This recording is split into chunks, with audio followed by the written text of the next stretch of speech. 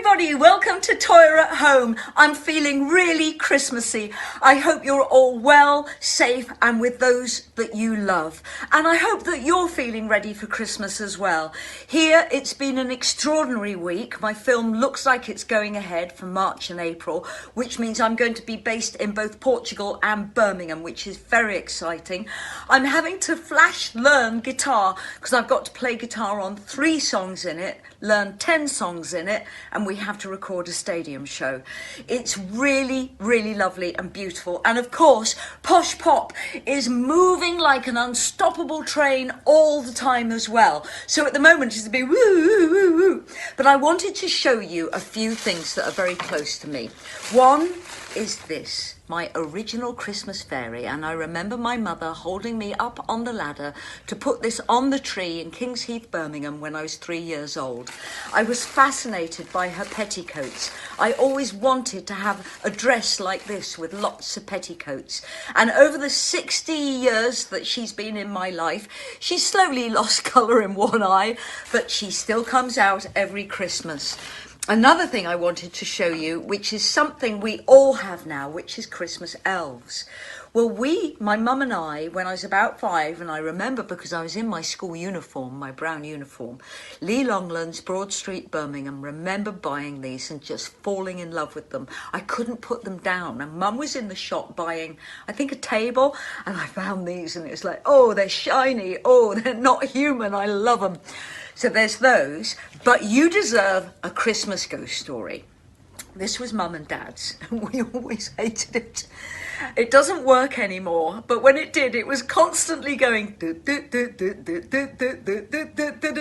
and flashing lights. Well, Dad passed away in 2009 and Mum 2011. This stopped working altogether in 2010. We were greatly relieved.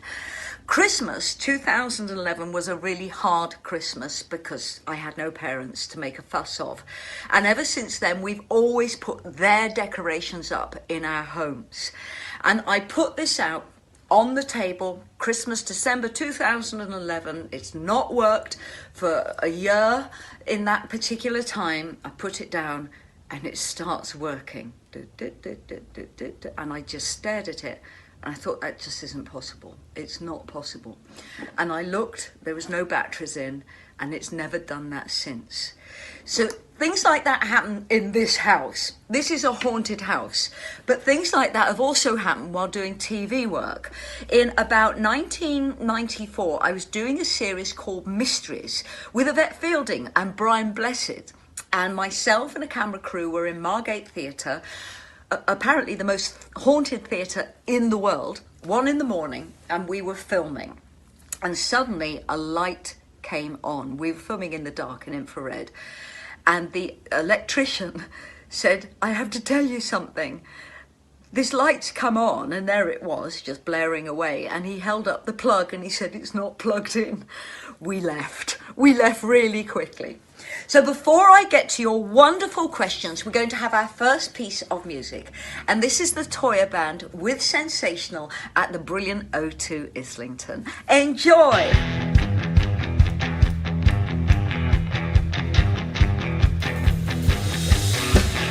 Little wonder, don't cry.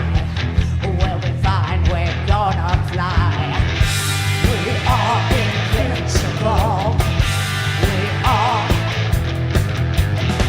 Hey little starlight, hey little soul, hey little girl, come rock and roll. Hey little satellite, burning bright. God made you to light the nights.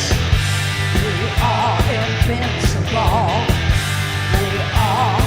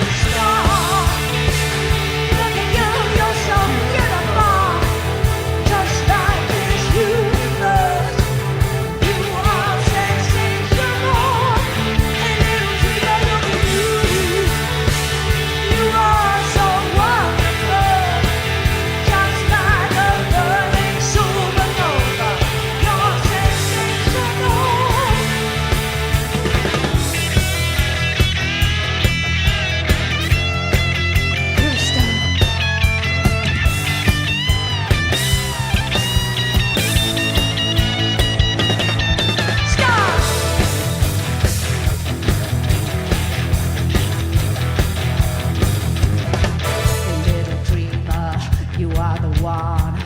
Don't let them steal your sun. We are invincible. We are. Hey, little star. Look at you, you're so beautiful. Just like this universe. You are sensational. Hey, little dreamer, look at you. You are so wonderful. Just like a burning supernova. You're sensational. Hey, little star. Look at you, you're so beautiful. Just like this universe. You are sensational. Hey, little dreamer, look at you. You are so wonderful. Just like a burning supernova. You're sensational. You're sensational. You're sensational.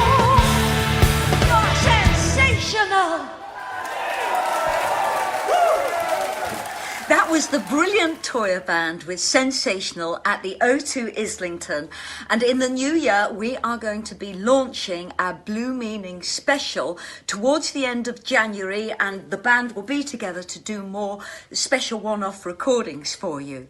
So I've had wonderful questions this week, and they're very, very Christmassy and very music orientated, which I love. Stephen Housley Singh, you say that it's known that Robert and I are friends with Kate Bush. She's actually been in this room. And if I was to perform one of her songs live, what would it be? I find it's a question that needs a lot of pre-thought.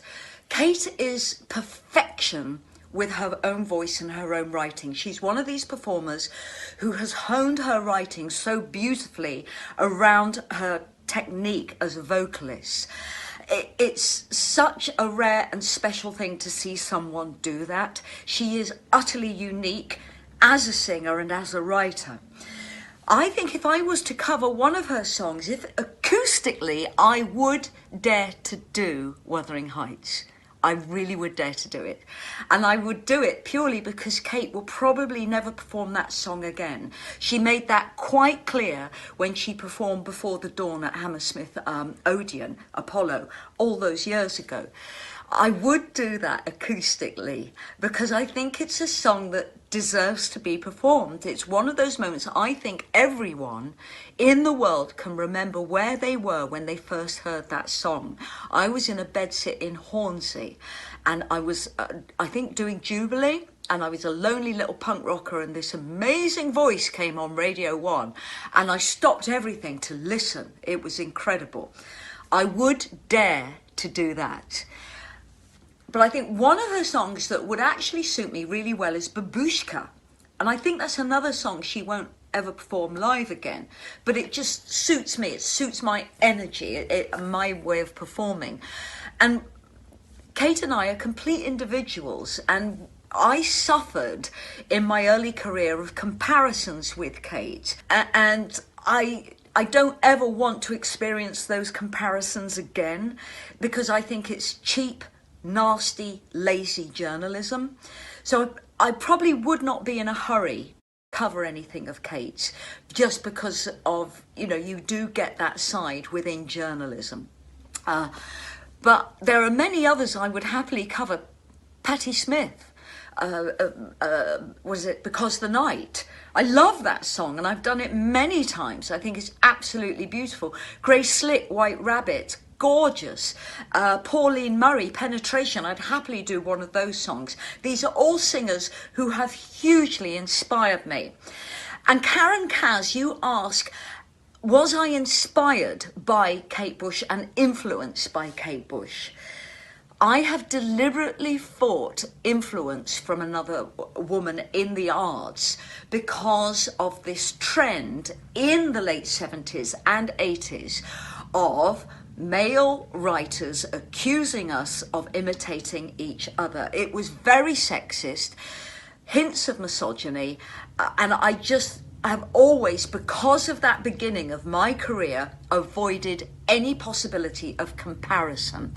I respect Kate to the moon and back. I respect Janis Joplin, Patti Smith, Alice Slick, Pauline Murray. I respect them all. And I never ever wanted to step into imitation. So you ask if I was influenced, I'd say no, but my respect is boundless. And it's a fantastic thing to ask, and thank you. I was trained in opera at school, and it was the one thing I really loved, and that's what gave me my singing style. And where I am profoundly different to Kate is I have masculine energy. And when you look at Kate, especially 40 years ago, I mean, she's just a breathtaking fairy sprite, so physically beautiful, so in control of her body as well as her voice. We are chalk and cheese. So I've always avoided that comparison, and I love her dearly. And thank you so much for that question. So many people have asked this next question, and it took me by surprise. Simon, PJ, Michael, and many others say that they love the 1982 version of I Believe in Father Christmas. I have always loved this song.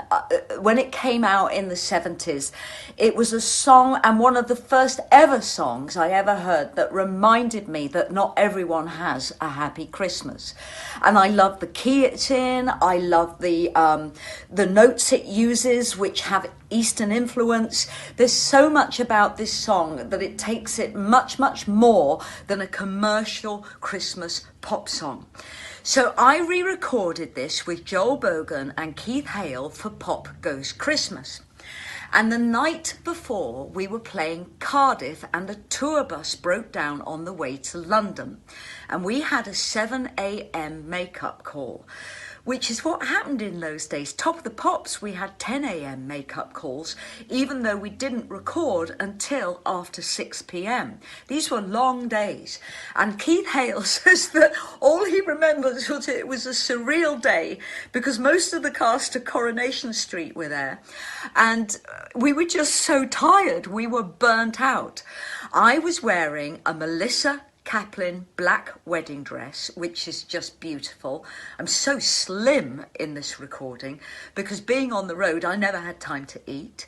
I had my black contact lenses in, and everything about this performance I find very, very beautiful. Joel is on guitar, so it's just the three of us.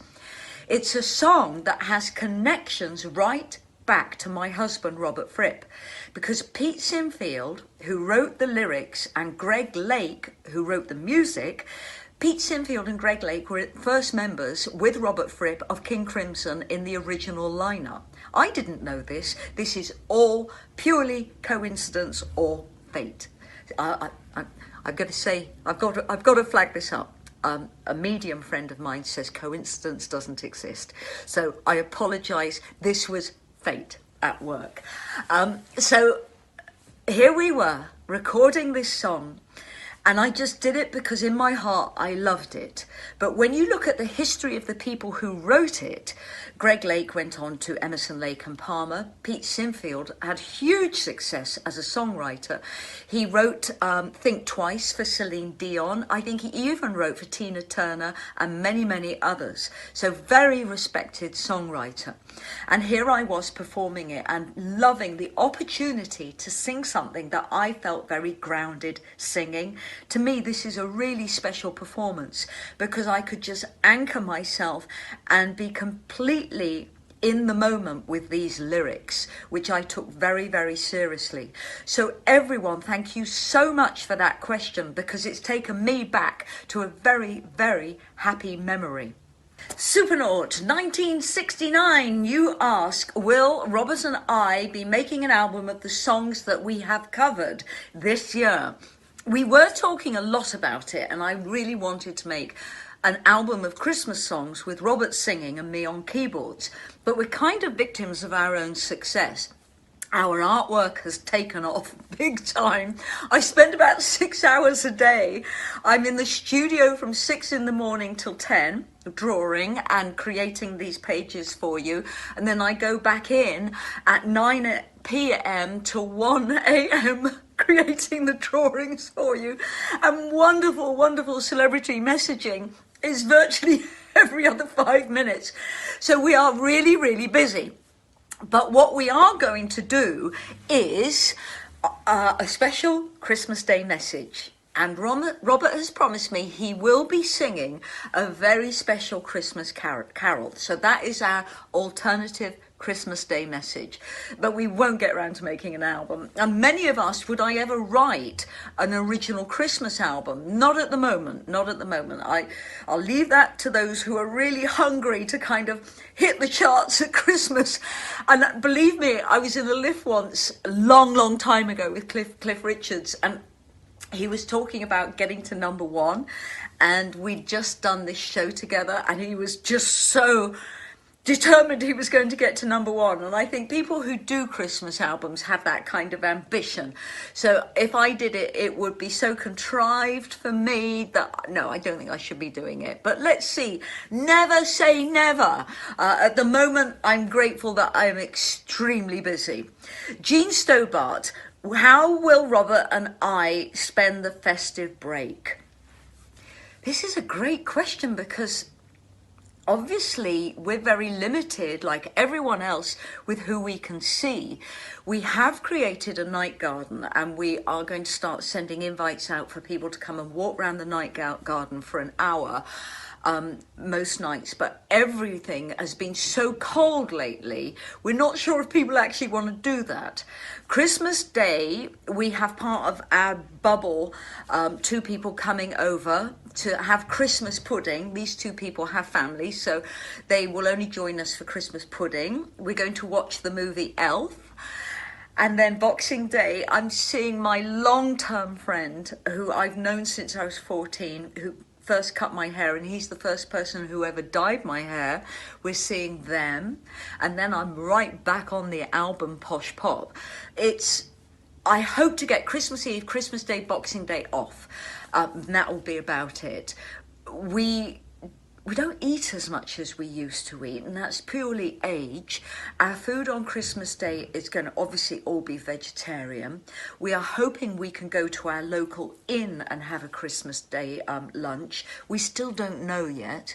And part of Robert's happiness on Christmas Day is opening his presents, and we're doing quite well so far. I'm going to show you this. He's got me so many presents, I don't know how he's managed it. I've not wrapped anything yet, I've not had time, so everything is just hidden in little boxes. He has done his wrapping. These are my presents. Can you believe that? He has been so brilliantly organised this year. He's put me to shame. So present opening, eating sweets are my priority on Christmas Day, and making sure that the darling love of my life, Frippy, has the most wonderful day available to him, because he's on the road for the most of next year. And how do I feel about that? I'm concerned about it. So I want this Christmas to be really special for him. So thank you very much, Jean, for that question. Oh, great question here from Christopher Cox. What would be your ideal gift to receive or give, no matter how fanciful? Wow. Well, let's get to the giving. I think people in their lives, everyone in this world must have food, heating, clothes and education. So if I was giving, and no matter how fanciful, I would like to be able to pay someone's mortgage. I'd like to pay their children's education, especially going to university, because I think one of the greatest gifts in the modern world is that no young person should ever pay for their education. They're our future taxpayers, and no elderly person should ever be without heating or without food, and no mother should ever be unable to feed her child. So if it went to giving, those are the kinds of things I would like to give if I could afford to, that I would have no problem, and I would really feel that I'd done something worthwhile if I could do that. Also, I have a friend who's been so incredibly helpful in my life. They have had quite a breakthrough in educating me with playing guitar, because I am dyslexic, but I see in images, I see in shapes and geometric images. He's found a way of teaching me guitar shapes, and my guitar playing in the last few weeks has gone on better than it's ever done in 40 years.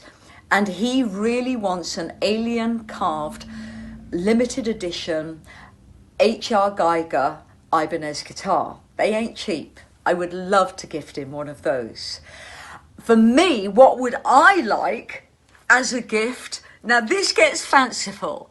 I would like anything by the jewelry designer, jewelry maker who's based in Paris called Jar, J-A-R. I would like anything by the jewelry designer Anushka. I mean, these are fabulous jewelry designers, and most of you know that my hobby is designing jewelry. Anything by Theo Fennell and anything by the artist Banksy. These are all things I will never be able to afford, but you said anything fanciful. One of my passions is jewelry. I just absolutely adore it. So in my daydreams, I would own pieces by them. So Christopher, thank you so much for that question. And I'm getting the presents I want this Christmas. I said to my husband, I want to wear dresses chosen by you. And he's had so much fun going online, buying dresses. He's such a cutie. The Vic RM, you say, if I were a mythological, if I were going to say that again, if I was a mythological creature or one of folklore, who would I be? I would be a griffin, because a griffin is immortal. It's a creature of strength and wins in battle. It's half lion, half eagle. So the lion is the superhuman strength and the eagle is the enhanced sight. And they are very good at flying. So I think I'd like to be a griffin rather than anything feminine, because I always have to work at my femininity.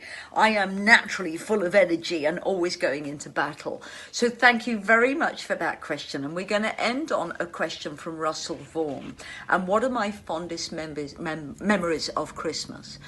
For me, Christmas is always about being at home and being at home with those you love. And I will be at home this Christmas, which is wonderful.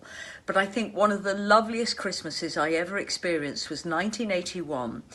On Christmas Eve, I had played with the Toyah band, Drury Lane Theatre, for the Old Grey Whistle Test, which was broadcast live, and it was a huge honour. And after we left that theatre at midnight, I was driven by my then boyfriend to Birmingham. We got home about 2 a.m. I was covered in makeup, hair out there, utterly exhausted after one of the most brilliant years of my life. And went to bed, woke up on Christmas Day with my family at home, my sister, my brother, my parents. It was a beautiful, beautiful Christmas. And I didn't wash my hair for about a week. And I remember it snowed on Boxing Day. And I went skiing in Kings Heath, Birmingham, which is where my parents lived, with my hair rammed in a bobble hat. And it was still out here from playing Drury Lane. That was one hell of a happy, happy Christmas. So we will be doing Sunday lunches, agony aunts, Toyah at home over the Christmas period, but I'm going to take this opportunity to say to you, I wish you love, luck, your dreams come true for this Christmas. We are with you, we are thinking of you, and thank you in this really appalling and terrifying year of making it of one of the most special years in our lives. We love you so much. See you soon. Bye for now. We're going to go out with It's a Mystery, the Toyah band at O2 Islington. Enjoy.